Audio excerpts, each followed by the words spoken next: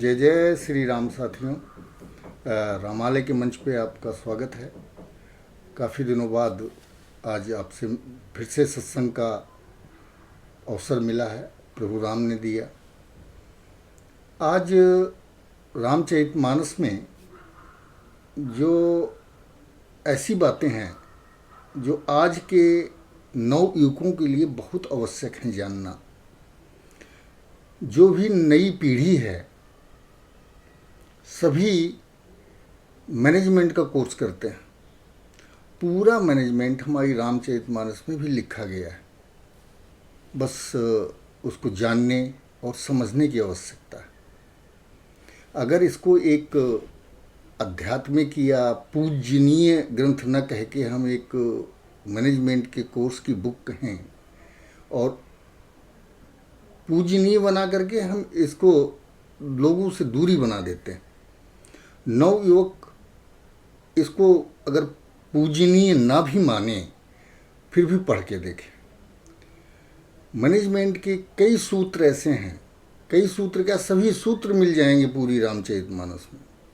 उदाहरण के तौर पे आपको समझाऊंगा और बताऊंगा भी कि कैसे कैसे एक छोटे से एक ही कांड में कई तरह के मैनेजमेंट के सूत्र महाराज तुलसीदास जी ने दिए हैं कथा के माध्यम से। रामचरितमानस का हर पात्र अपने आप में यूनिक था। सबके अपने अपने चरित्र जो भी थे अमूल्य थे, बहुमूल्य थे और वो जीवन में उतारने लायक थे। जैसे सुंदरकांड में एक दोहा है, महाराज ने लिखा, हनुमान तेहि परसा कर पुनि कीन्ह प्रणाम और राम काज कीन्हे बिना मोहि कहाँ विश्राम। अर्थात आज के जो हमें मैनेजमेंट पढ़ाया जाता है उसके कोई भी कॉरपोरेट वर्ल्ड है, वहाँ पे जब भी कोई टारगेट फिक्स किया जाता है तो सामने वाले को जिसको टारगेट देते हैं उसको बोलते हैं कि बी फोकस्ड। अब इस दोहे पे कितना फोकस दिया है हनुमान जी ने कि राम काज कीन्हे बिनु मोहि कहाँ विश्राम, कि जो टारगेट मुझको मिला है उसको पूरा किए बिना विश्राम की स्थिति नहीं हो सकती। यही तो मैनेजमेंट बताता है, बी फोकस्ड, अपने कार्य के प्रति समर्पित हो जाइए। हमारा नवयुवक अगर अपने कार्य के प्रति समर्पित हो जाएगा तो सफलता मिलना अनिवार्य हो जाएगी। हनुमान जी को भी सफलता मिली, इसीलिए मिली कि वो फोकस्ड थे। हनुमान तेहि परसा कर पुनि कीन्ह प्रणाम। एक मैनाक पर्वत थे, समुद्र महाराज ने एक कथा है कि समुद्र ने मैनाक पर्वत से आग्रह किया कि हनुमान जी इतना बड़ा प्रयास कर रहे हैं तो उसमें थकान भी होगी, आप बाहर निकल करके थोड़ा उनको विश्राम दीजिए। और वही मैनाक पर्वत ने आग्रह किया। हनुमान जी जब वहाँ से निकले तो हनुमान जी से कहा कि प्रभु थोड़ी देर विश्राम कर लें। अब इसमें एक बात और देखिए, हनुमान तेहि परसा कर पुनि कीन्ह प्रणाम। अगर उनको आतिथ्य दिया गया तो उन्होंने किस तरह से उसको निभाया, ये अद्भुत है कि हनुमान जी ने उसको छुआ, मीन्स कि उसको प्रणाम किया छू करके। जब किसी को आप आदर देते हैं तो उसके चरणों को स्पर्श करते हैं और आतिथ्य स्वीकार करना हनुमान जी का, बताइए कितना अद्भुत है। जब हनुमान जी ने हाथ से छुआ उस पर्वत मैनाक पर्वत को और उनको प्रणाम किया, बोले प्रभु मैं जिस काम के लिए जा रहा हूँ उस काम के पूरा होने के पहले विश्राम करना मैं नहीं समझता उचित होगा। ये है बी फोकस्ड, जो हमें मैनेजमेंट में सिखाया जाता है। हमें अपने कर्तव्य के प्रति, हमें अपने कार्यों के प्रति, अपने कर्म के प्रति कैसे भी फोकस्ड रहना है, कैसे उसमें इन्वॉल्व होना है और कितना देना है अपना समर्पण, तभी सफलता मिलती है। अगर हनुमान जी का अनुसरण कर लिया जाए तो सफलता मिलना पूरी तरह से आपके हक में होगा। इसीलिए मैं कहता हूँ रामचरितमानस केवल एक धार्मिक ग्रंथ नहीं, मैनेजमेंट की पुस्तक है। आगे देखिए, कथा में कहते हैं कि जब समुद्र किनारे एक टीम जो गई हुई थी दक्षिण दिशा में माँ सीता की खोज के लिए, उसमें जामवंती जी भी थे, उसमें अंगद भी थे, उसमें नल, नील और इस तरह से महाबली जो वानर थे सब थे, और हनुमान जी भी थे। राम जी के दृष्टिकोण का किसी और दिन वर्णन हो जाएगा। आज सुनिए हनुमान जी क्या करते हैं। ये क्या बताता है हमें कि ज़्यादा अपने मुंह अपनी तारीफ नहीं करना चाहिए। उससे आपकी प्रतिष्ठा को, आपकी प्रतिभा को का ह्रास होता है, कमी आती है उसमें। हनुमान जी के चरित्र से यही जानने को मिलता है। हनुमान जी इतने बलशाली होने के बावजूद उस मीटिंग में, उस जो कमेटी बैठी हुई थी लंका जाने के लिए, विचार विमर्श हो रहा था, तो उनसे जामवंत जी ने पूछा सबसे कि भाई लंका जाकर के माँ सीता का पता कौन लगाएगा। क्योंकि युद्ध अगर करना है तो एग्जैक्ट लोकेशन टारगेट की मिलनी चाहिए। अगर हम किसी के ऊपर कोई आक्षेप लगाते हैं, ये भी एक नीति है। आक्षेप लगाने से पहले प्रमाण होना जरूरी है। राम वही चाहते थे कि प्रमाण मिले तब रावण को युद्ध के लिए ललकारा जाए या संधि के लिए कहा जाए। संधि प्रथम होती है। बात से अगर बात बन जाए तो युद्ध की स्थिति ना आए। राम ने भी वही किया, बात करने के लिए भी भेजा, बट नहीं, सफल नहीं हुए। रावण अहंकार में था कि एक वनवासी बिना संसाधन के मुझ जैसे शक्तिशाली, हर तरह से सक्षम राजा से कैसे लड़ पाएगा।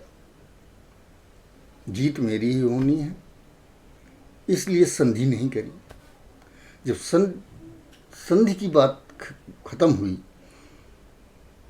राम का यही लक्ष्य था कि पहले पता कर लो माँ सीता है या नहीं। आक्षेप लगाने से पहले, युद्ध की घोषणा से पहले हमको पता होना चाहिए माँ सीता हैं या नहीं हैं। तो लंका में किस जगह पे। सब उस मीटिंग में सभी लोग बैठे हुए थे, सब अपने अपनी बल का व्याख्यान कर रहे थे। कोई कहता है मैं तो नहीं जा पाऊंगा भाई, मेरी इतनी शक्ति नहीं है। अगर कुछ ऐसा साधन मिल जाए जिससे मैं समुद्र पार कर सकूं तो मैं लंका में जाके पता कर सकता हूं, मतलब जासूस तो बन सकता हूं, उस देश में घुस नहीं सकता। वो कौन है जो घुस सकता है। अंगद आगे आए तो अंगद कहाँ जाऊं मैं पारा, जिए संशय कछ फिरती वारा। अब मैनेजमेंट का एक चैप्टर ये भी आ गया। मेरे साथियों, मेरे युवकों, किसी भी कार्य करने से पहले यदि संशय दिल में आ गया तो कार्य में सफलता होना संशय से भर जाएगा। हो सकता है कार्य सिद्धि ना हो। अंगद के मन में वही संशय आया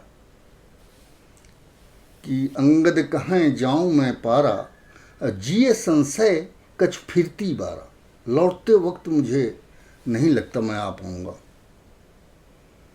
तो जा तो सकता हूँ, इतनी शक्ति तो मुझ में है कि मैं समुद्र पार कर जाऊँगा और माँ सीता का पता भी लगा लूँगा, सब कुछ हो जाएगा। मगर मुझे संशय हो रहा मैं लौट पाऊँगा या नहीं।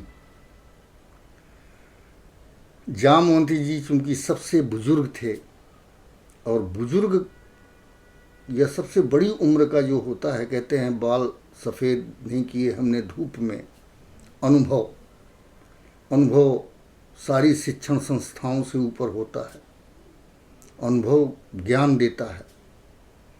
तो अनुभवशील व्यक्तित्व जो था वो जामवंती जी का था। जामवंती जी ने तुरंत पकड़ लिया कि ये संशय में हैं अंगद, अगर ये गए तो सफलता मिलना असंभव है। तो उन्होंने निराश न हो हमारे वो अंगद जी, तो कहें जामवंत कह तुम सब लायक। जामवंती जी ने कहा निराश नहीं करना है, किसी की कमियों पे अगर आघात कर देंगे तो आदमी का मनोबल टूट जाएगा। अंगद जी का मनोबल न टूटे, तो जामवंती जी चूँकि एक उम्र दराज थे, अनुभव बहुत था उनको, तो उन्होंने जामवंती जी का हिम्मत बनाने के लिए, कभी टूटे ना उनका अपना स्वाभिमान घट जाएगा, उन्होंने तो अपनी कमी बता दी। तो कहें जामवंत कह तुम सब लायक, पठिए किम सब ही कर नायक। तुम सब कुछ कर सकते हो जामवंत, तुम आ भी जाओगे, लेकिन तुम इन सब के नायक हो, नेतृत्व कर रहे हो टीम का, तो मैं तुम्हें नहीं भेज सकता। अब पूरी जितने लोग वहाँ थे, एक ही व्यक्ति था जिन्हें श्री हनुमान जी कहते हैं, अतुलित बलधामम हेम शैला वदेहम धनुजुन के सान ज्ञानी नाम ग्रहण्यम सकल गुण निधानम वानराणम धीसम रघुपत प्रिय भक्तम वात जातम नमामि। बैठे हुए थे चुपचाप एक कोने में, अंगूठी भी ले रखी थी राम की, क्योंकि राम को पता था यही जाएंगे, और वो चुपचाप बैठे हुए हैं कि जब अंगद नहीं जा पा रहा तो मैं कैसे। अब देखिए मोटिवेशन आता है, कितने प्रकार से मोटिवेशन आ सकता है आप सब जानते हैं। एक तो देख के आता है, मोटिवेशन आँखों से आता है। आप पड़ोसी को देख लें, अरे वो ये बन गया, मैं क्यों नहीं बन सकता, उसने ये काम कर दिया, मैं क्यों नहीं कर सकता। तो मोटिवेशन आँखें देती हैं जो देखती हैं। मोटिवेशन सबसे ज़्यादा कौन देता है? सबसे ज़्यादा मोटिवेशन देता है शब्द। कोई शब्द ऐसे होते हैं, शब्द ही ब्रह्म हैं, तो जब मोटिवेशन में ब्रह्म लगते हैं तो मोटिवेशन का एक अलग ही स्तर होता है। यहाँ रामचरितमानस में मोटिवेशन के लिए जामवंती जी हनुमान जी को देखते हैं और बोलते हैं, सब उनकी महाराज तुलसीदास जी ने जो लिखा, और मैनेजमेंट की तरफ से जो मैं बता रहा हूँ मोटिवेशन क्या होता है, कैसे मिलेगी शक्ति शब्दों से, वो जामवंती जी ने बोला। कहते हैं कहाँ ही रीछ पति सुन हनुमाना, का चुप साधी रहे हो बलवाना। रीछपति कहते हैं कि हनुमान जी इतने बलवान हैं, अब आप चुपचाप क्यों बैठे हुए हैं। पवन तनय बल पवन समाना, बल बुद्धि विवेक विज्ञान निधाना। पवन तनय बल पवन समाना, बुद्धि विवेक विज्ञान निधाना। विज्ञान भी के निधान हैं आप, बल तो छोड़िए, बल तो अपरंपार है। शांति। फिर कहते हैं आगे वही मोटिवेशन वर्ड, कौन सो काज कठिन जग माही, कौन सो काज कठिन जग माही, और जो नहीं होई तात तुम पाही। जो तुमसे नहीं हो सकता ऐसा कौन सा संसार में कार्य है। हनुमान जी को याद दिलाते हैं कि ऐसा कोई काम नहीं है, मोटिवेशन, ऐसा कोई भी कार्य नहीं है जो आप नहीं कर सकते हो। सबसे अंतिम वाक्य जिसने ऊर्जा भर दी हनुमान जी के अंदर, और बजरंगबली पूरी तरह से ऊर्जावान हो गए, उन शब्दों को सुनिए। राम काज लगी तव अवतारा, राम काज लगी तव अवतारा, और सुनता ही भयउ पर्वताकार। अब शब्द सुनिए, इतने में ही उनका आकार पर्वत के समान हो गया। और कैसा बना, कैसा उनका कनक बरन तन तेज बिराजा, इतनी ऊर्जा भरी कि सोने के जैसा शरीर हो गया, स्वर्ण की तरह दमकने लग गया और पहाड़ की तरह हो गया। ऐसा हनुमान जी का इन शब्दों को सुन के, राम काज लगी तव अवतारा, एक शब्द वो जामवंती जी के कहे हुए, ये है मोटिवेशन, इसको कहते हैं मोटिवेशन। कनक बरन तन तेज बिराजा, मानहु अपर गिरिन कर राजा। पर्वतों के राजा के समान इतना बड़ा शरीर, और हनुमान जी पूर्ण ऊर्जा से ओतप्रोत होते हुए और लंका की तरफ चल देते हैं। और मैंने बताया आपको पहले ही कि मैनाक पर्वत उनको देना चाहता है विश्राम, लेकिन नहीं लेते क्योंकि फोकस्ड हैं अपने कार्य के लिए। आज इतना ही, और आगे अगर आप लोगों के कमेंट जैसे आएंगे, इसमें और कैसे कैसे चौपाइयाँ दी गई हैं जिनसे हमारा युवक मोटिवेट हो सकता है, अपने कार्य का अच्छे से कर सकता है और अपने जीवन को सफल बना सकता है। ये एक धार्मिक पुस्तक नहीं, ये पूर्ण समाज को पूर्णतया सफल करने वाली एक ऐसा ग्रंथ है जो तुलसीदास जी ने वरदान स्वरूप दिया हुआ है। अतः आप सभी से निवेदन है कि अपने बच्चों को भी इससे अवश्य जोड़ें। एक तो हनुमान चालीसा पढ़ाना शुरू कर दें, बहुत ही पावरफुल एक छोटा सा दिया गया है तुलसीदास जी महाराज द्वारा वरदान, तो उसको अवश्य अपने घर में रखें और अपने बच्चों को उससे ज़रूर परिचय करवाएं और उनसे कहें कि रोज़ सनातनी होने के नाते आपको हनुमान जी से ज़रूर जुड़ना है। यही है कलयुग में एक देव जो अजर अमर अविनाशी हो चुके हैं, और वही आपके जीवन को सफल बनाएंगे। जय जय श्री राम।